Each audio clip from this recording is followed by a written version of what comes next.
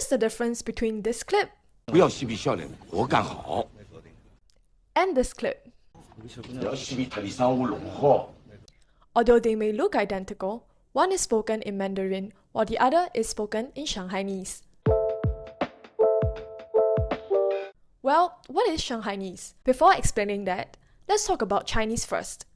Chinese is not actually a singular language, but a family of language or dialects spoken by the Han ethnic majority in China. To be clear, linguists tend to avoid the term dialect altogether, but for various socio-political reasons such as national unity and identity building, the 1,500 different regional variations of the Chinese language have been now officially termed as dialects instead of languages, despite often being mutually unintelligible.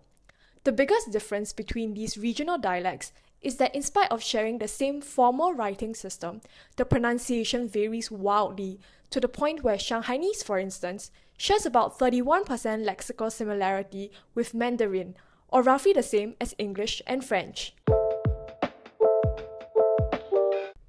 Mandarin, also known as 普通话, historically originated as the court dialect used between government officials in Beijing. The Chinese government has long pushed for language standardization in China and promoted Mandarin as the common language to be used in schools, workplaces, and all public settings. It is worth noting, however, how difficult this has been, given that the purest form of Mandarin is actually only native to about 315,000 of the 1.4 billion Chinese citizens, while the rest of China have vastly different native dialects. As of 2020, over 80% of the population can effectively communicate orally in Mandarin, and the Chinese government has since announced a goal to raise this number to 85% by 2025 and 100% by 2035. This progress came at a cost. The decades-long and still ongoing Mandarin promotion campaign has caused policies such as the banning of Shanghainese usage in schools and kindergarten from 1992 onwards, with students being reprimanded and punished for speaking dialect even during recess. A study conducted by the Shanghai Institute of Finance and Law in 2016 showed that among a random survey of 2,000 native adults in Shanghai, those born before 1992 were mostly or completely fluent as compared to those born after 1992, with over 30% of the latter group being unable to fluently speak the dialect. A law passed in 2001 decrees for Mandarin to be used in all schools, government offices, and mass media, and bars the overuse of dialects in movies and broadcasting, with regulations further tightening in 2014, causing TV shows broadcasted in local dialects to be taken off air completely. As a result of the privileging and promotion of Mandarin as the official language for communication, the local dialect has gradually lost its currency, especially amongst youths. As shown in this graph, the Shanghainese proficiency levels show a worrying trend of decline amongst younger generations. In one survey study, 72% of Shanghai respondents agree that governmental policies to promote Mandarin is the main cause for the decline of Shanghainese. However, there are other causes that have led to the current precarious state of Shanghainese today. While government measures to regulate language played a huge part, the shift from dialects to Mandarin was further accelerated by the phenomenal rate of rural to urban migration in China due to the new market economy. As a first-tier city, Shanghai experienced its first significant wave of migrants in the 1990s during China's reform age of 改革开放, and the numbers have only grown. In 2022, official data estimates that 40% of Shanghai's population are made up of migrants, around 80% of which are from rural areas. More importantly, migrants also make up the largest percentage of Shanghai's population growth since the city's low fertility rates have caused negative natural growth rates since 1993. How does all of this impact the usage of dialects? Well, these migrants come from different parts of China with their own distinctive dialects and often take on low-income jobs in the service industry. Their inability to understand and speak Shanghainese drastically lowers the usage of the dialect in the city. As the migrant population integrates and settles down in Shanghai, their children are also enrolled into local schools. As one native Shanghainese secondary schooler commented, it is impolite to speak Shanghainese with non-local classmates around. Aside from the impacts of migration, globalization have also contributed to the dwindling usage of Shanghainese. Parents of the younger generations have placed increasing emphasis on English education in an attempt to keep up with the rise of globalization and ensure their children have a competitive edge over their peers, with some exclusively communicating with their children in English at home. Many parents would rather their kids spend time and energy learning English, which is an examinable subject in school with material and tangible impact on their children's futures and prospects. For adults in the workplace, many have increasingly found themselves in a position of using English as their working language, since a good deal of Shanghai natives take on high-paying jobs in multinational corporations or are required to liaise with foreign nationals on a day-to-day basis. So what does any of this have to do with the show Blossom Shanghai? Directed by the renowned movie director Wong Kar-wai, Blossom Shanghai or Fanhua is a drama series adapted from the critically acclaimed novel of the same name. Released in late 2023, the show quickly gained massive popularity in mainland China, in part due to one unique feature demonstrated at the start of this video. Yes, for a country that has repeatedly banned the usage of regional dialects in almost all TV broadcasting in recent years, Blossom Shanghai was entirely shot in Shanghainese dialect. Although the actors had to dub all their lines in Mandarin for the official airing on television networks, and the original dialect version could only be watched on online streaming platforms, which are governed by separate, looser regulations. Nevertheless, this was a massive pivot away from the norm for standard broadcasting, and a welcomed one at that. One China Daily article reported that many viewers, both from within Shanghai and elsewhere, are more interested in the dialect version compared to the Mandarin version as, quote, they are curious to see how the dialect can convey the unique charm of the city's culture. For this section, I interviewed 3 individuals who watched the show for their thoughts. The first of my interviewees, henceforth known as A, is a Shanghainese native in her 50s who thoroughly enjoyed the dialect version of the series, as she felt strong connections and resonance with the show. Describing it as telling her story about her youth, she is a big fan of the choice to film the series in dialect, as she claims that it feels authentic and can allow for better storytelling. This sentiment is echoed by B, also a Shanghainese native in her 50s, who has immigrated to Singapore since the late 1990s.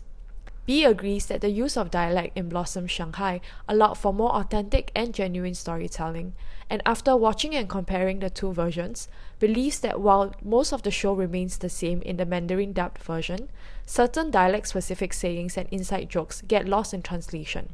Lastly, C, a Dalian native in his 50s who has also immigrated to Singapore in the 1990s, prefers the series in the Mandarin dubbed version as he struggled to understand the dialect version even with the subtitles on. C comments that while it may be more immersive for Shanghai natives to watch the show in dialect, for a non-native like him, he cannot appreciate the common memories and shared experiences anyway, and would rather watch it in a language he can understand in order to better comprehend the content of the show.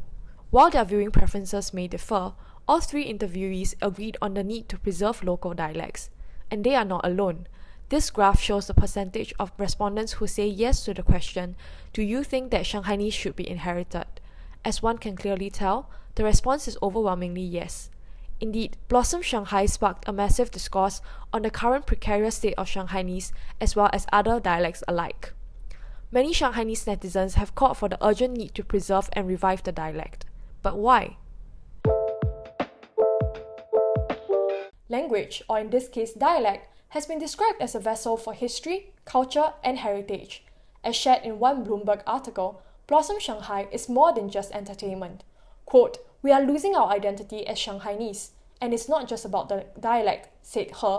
Watching Blossoms is like celebrating the new year for us, local performers, citizens, and anyone who understands Shanghai's culture, unquote.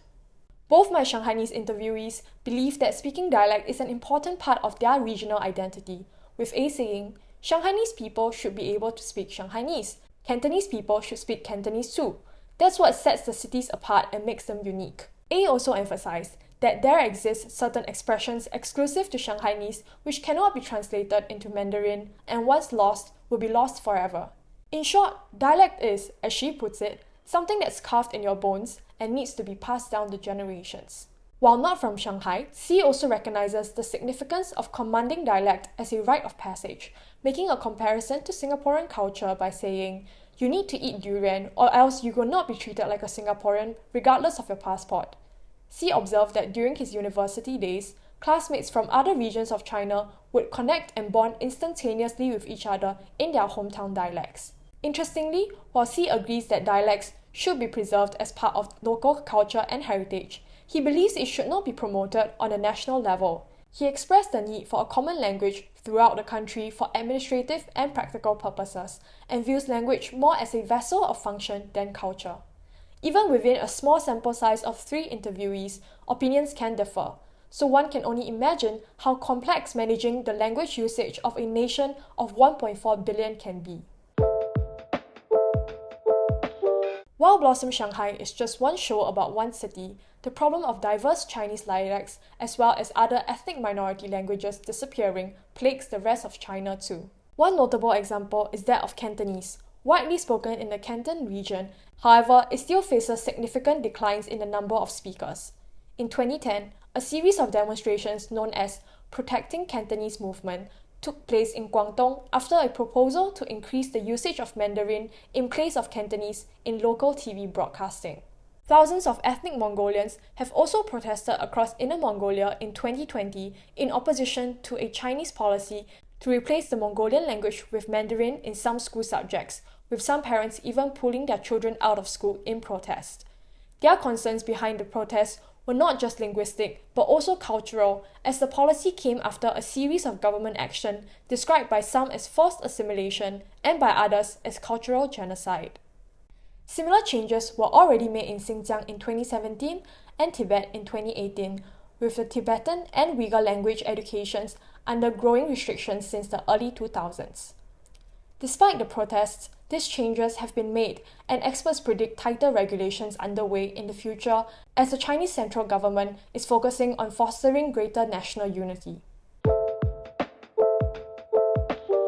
Although the Chinese Ministry of Education announced the world's largest project for language preservation in an effort to protect Chinese dialects and ethnic minority languages, with allegedly more than 10 million entries for 123 dialects and languages, the harsh reality seems that the diminishing usage and marginalization of dialects and minority languages is inevitable, especially when considering the combined effects of rural to urban migration, globalization, and state policies aiming to install a uniform Chinese identity. But not all hope seems lost. Growing incorporations of dialect in mass media productions such as Blossoms Shanghai, as well as the predominantly Shanghainese movie B for Busy, 爱情神话, shot and released in 2021, as well as the Hangzhou dialect-heavy movie Off the Stage, 追月, have been examples of a seeming resurgence in dialects in mass media. While it still may be too early to tell, one can only hope that the widespread positive response audiences have had to the use of dialects in Blossom Shanghai will loosen state regulations and bring about more media productions that center regional dialects rather than just standard Mandarin. As my interviewee B puts it, I really enjoyed the dialect version of Blossom Shanghai as a Shanghai person, and I hope other Chinese people from different regions can have a similar experience too.